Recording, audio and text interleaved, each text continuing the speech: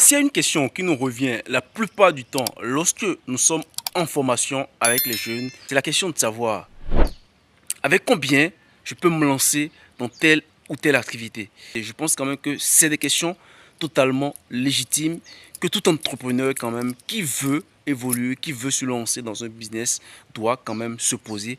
Donc, pour répondre, pour faire court, c'est une question en réalité que moi-même, j'ai posé à un mentor il y a quelques années. Un mentor quand même, pour lequel j'ai beaucoup de respect. J'étais chez lui un jour et je lui ai demandé honnêtement, mais comment il a fait pour être là où il est aujourd'hui.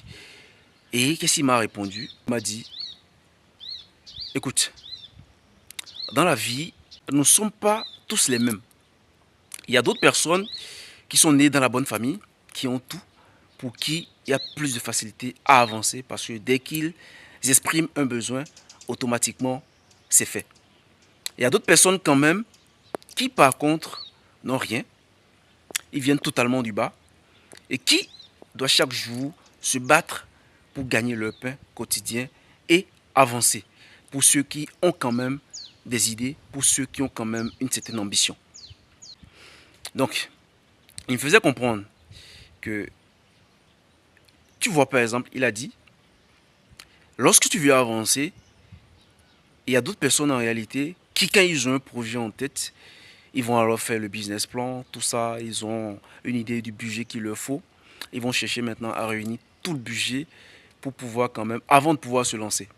Par contre, il y a d'autres personnes, lorsque je prends simplement, il a pris l'exemple de sa construction, il a dit, lorsque moi je voulais construire par exemple ma maison, je n'ai pas réuni toute la totalité, toute l'intégralité du montant avant de lancer la construction de ma maison. Non, je l'ai fait pierre par pierre. Lorsque j'ai de l'argent pour prendre une tonne de ciment, eh bien je le prends là.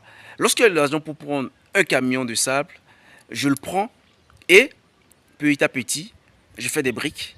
J'ai fait des briques. Lorsque les briques ont été faites, à chaque fois que j'ai du cash, j'essaie quand même d'injecter l'argent dans mon projet.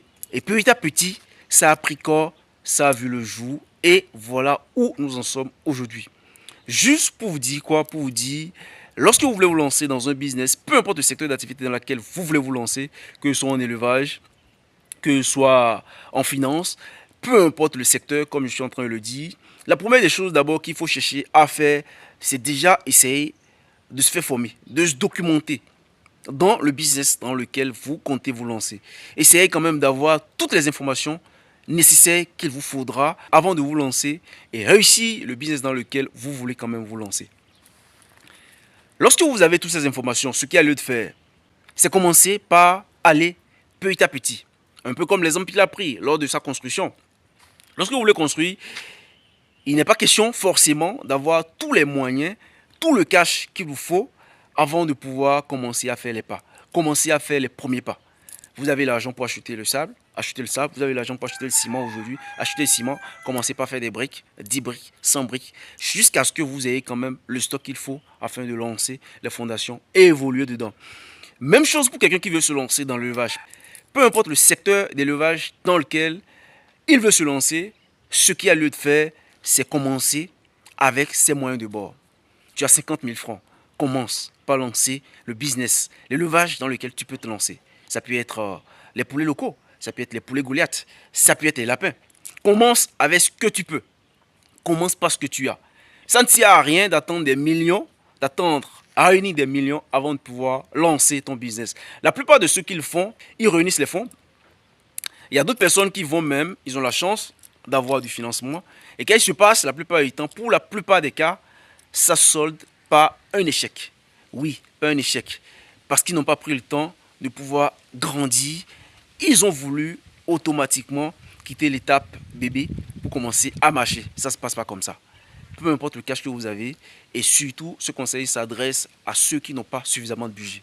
Commencez petitement. Vous avez 40 000 francs, vous avez 50 000 francs, vous avez 100 000 francs. Commencez avec le budget que vous avez. Essayez d'apprendre avec ce que vous avez. Essayez de commencer par apprendre, maîtriser les rouages liés à la chose et commencer par gagner du cash. Commencez toujours petit, commencez avec les moyens de bord et le reste viendra avec l'aide de Dieu. Le reste viendra lorsque la discipline, le sérieux et au rendez-vous, le reste viendra. Surtout, n'oubliez pas de vous abonner, d'activer la notification pour ne au grand rien louper de nos prochaines vidéos. Surtout, laisse-nous dans les commentaires comment toi tu as commencé, tes débuts, comment cela a été. Tu as commencé avec combien à la base? J'ai bien envie de lire, de savoir exactement comment ça s'est passé, dans quel business tu t'es lancé et comment ça s'est passé. Aujourd'hui, où en es-tu? Est-ce que tu grandis et comment ça se passe? Allez, c'était Moïse Adoun Siba de la chaîne Investir en Afrique.